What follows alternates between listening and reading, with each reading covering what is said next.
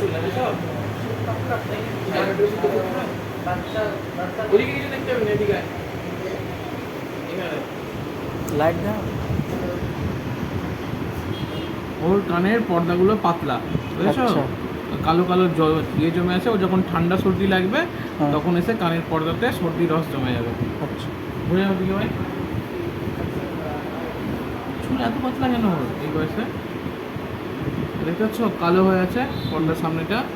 এগুলো ওর যখন ঠান্ডা সর্দি লাগবে কানের পর্দাটা পেকে যাবে, সর্দি পেকে, আচ্ছা। তখন কান দিয়ে রসগুলো বেরিয়ে যাবে। হ্যাঁ করো, জিভা দেখো বড় করে বলো টনসিল একটু বড় আছে ওর, বলো নাক দেখো বেটা, মুখ বন্ধ। হ্যাঁ, জোরে বলো।